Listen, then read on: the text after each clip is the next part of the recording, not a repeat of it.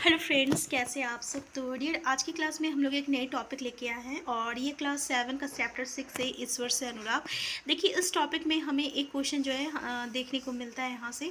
तो चलिए हम लोग स्टार्ट करते हैं डियर आज का क्लास। तो देखिए, दक्षिण भारत में भक्ति का एक नया प्रकार नैनार और अलवार। तो नैनार और अलवार से यहाँ पे स्टेटमेंट पे क्वेश्चन आता है, तो इसके बारे में हमें जानना ज़रूरी है। ठीक है, तो देखिए क्या हुआ था कि 7वीं से 9वीं शताब्दी के बीच में क्या हुआ था, एक धार्मिक आंदोलन हुआ था और इसका जो नेतृत्व था ना, ये नैनार जिसको हम लोग शिव संत कहते हैं और अलवार जिसको हम लोग वैष्णव संत कहते हैं। तो याद रखिएगा, नैनार को हम लोग क्या कहते हैं, शिव संत कहते हैं। ठीक है, यानी जो शिव जी, और अलवार को क्या कहते हैं, विष्णु संत कहते हैं, मतलब विष्णु जी। तो ये संत जो थे ना, वो सभी जाति के थे और जिनमें पुलैया और पनार जो थे, ये आपका अस्पृश्य समझे जाने वाले जाति के लोग भी शामिल थे। तो याद रखिएगा कि ये जो है आपका पुलिया और पनार, ये एक तरह का अस्पृश्य समझे जाने वाले छोटे जाति के लोग थे और ये लोग भी जो थे, ये साधु संत में आपका शामिल थे।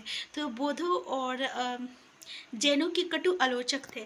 अब याद रखिएगा, ये जो है ना नैनार और अलवार, ये लोग जो थे ना, ये जो बौद्ध धर्म और जैन धर्म जो थे ना, इसके आलोचक थे। ठीक है, और शिव तथा विष्णु के प्रति जो है अपना सच्चे प्रेम की मुक्ति का मार्ग बताते थे। मतलब अगर हम इन पे सच्चा प्रेम करते हैं तो इसी से हमारी मुक्ति होगी। तो उन्होंने संगम साहित्य, तमिल साहित्य का प्राचीनतम उदाहरण और सामान्य सम यानी ईस्वी सन की प्रारंभिक शताब्दियों में रचित में समाहित प्यार और शीलवृत्ता के आदर्शों को अपना कर भक्ति के मूल्यों में उनका समावेशन किया। नैनार और अलवार जो थे, अब देखिए यहाँ से इम्पॉर्टेंट है कि ये जो नैनार थे और ये जो अलवार थे, किसके आलोचक थे। तो ये तो आपको पता चल गया कि बौद्ध और जैन ये दोनों के आलोचक थे। और नैनार और अलवार जो थे ना, एक आपका घुमक्कड़ साधु संत थे और वो जिस स्थान पे या गांव पे जाते थे ना, वो क्या करते थे, वहाँ के जो स्थानीय देवी देवता की प्रशंसा करते थे और उनसे रिलेटेड जो है सुंदर सुंदर कविता या संगीतबद्ध आपका संगीत गाया करते थे। ठीक है ना, तो यहाँ पे हम लोग नैनार और अलवार के बारे में पढ़े कि नैनार जो थे शिव संत थे, अलवार जो थे वैष्णव संत थे। इसमें हर एक जाति के लोग थे, जिसमें पुलिया और अपनार जो है अस्पृश्य समझे जाने वाली जाति थे। ये बौद्ध और जैन का कटु आलोचक थे और ये घुमक्कड़ साधु संत थे, जो कि अलग अलग गाँव में जाते थे और जिस भी गाँव और जगह पे जाते थे, वहाँ के जो देवी देवता होते थे उनके प्रति कविता गाया करते, कविता और जो है गाना गाया करते थे। तो देखिए, नैनार और अलवार में कुल मिलाकर जो है 63 नैनार ऐसे थे जो कि कुम्हार या अस्पृश्य कामगार, किसान, शिकारी, सैनिक, ब्राह्मण, मुखिया, मतलब हर एक जाति के लोग थे।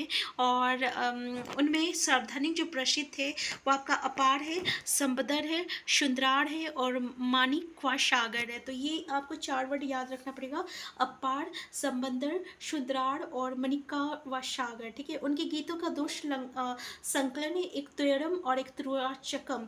तो याद रखिएगा, ये त्योरम और त्रिवाचकम क्या है। तो त्योरम और त्रिवाचकम जो है ना, ये आपका नैनार का गीत का संकलन है। ठीक है, नैनार लोग का, नैनार जो शिव संत थे उनके गीत का ये संकलन है, त्योरम और त्रिवाचकम। ठीक है, अब अलवार में जो है 12 संख्या, जो संत की जो संख्या थी वो 12 थी और नैनार में कितना थे, तो 63 थी। तो ये भी अलग अलग आपका पृष्ठभूमि से आए थे, मतलब अलग अलग जाति के थे। उसमें से कुछ जो है आपका पेरी या अलवार थे और उनके पुत्र जो है अंडाल है, तोडर डिपोडी अलवार है और आपका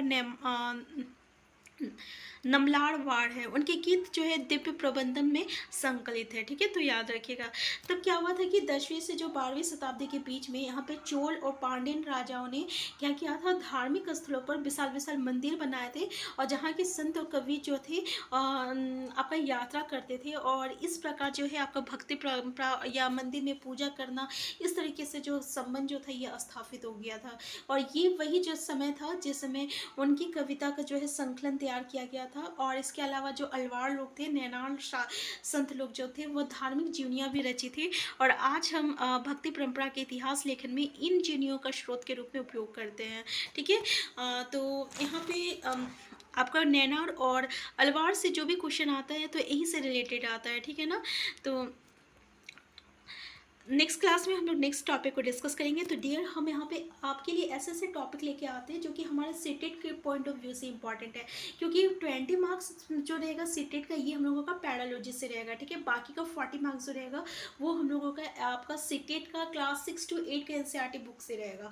तो उसमें से कुछ क्वेश्चन जो रहता है हमेशा रिपीटेड रहता है, हमेशा बार बार आता है। इसके लिए हमें 5 साल का जो है प्रीवियस ईयर क्वेश्चन का एनालिसिस करना होता है, और उसमें से जो जो टॉपिक आपका बार बार क्वेश्चन एग्जाम में देखने को मिलता है, हम ऐसे टॉपिक आपके पास लेके आते हैं, ठीक है। और साथ में जो है इसके बाद हम लोग प्रीवियस ईयर क्वेश्चन भी करेंगे। इसके अलावा डियर, हम लोग क्लास 6 to 8 के एनसीईआरटी बुक को भी पूरी तरीके से यहाँ पे कंप्लीट करेंगे। अगर आप चैनल में नए हैं, सबसे पहले चैनल को सब्सक्राइब कर लीजिएगा। वीडियो हेल्पफुल होगा तो प्लीज़ लाइक शेयर करना मत भूलिएगा। Thank you.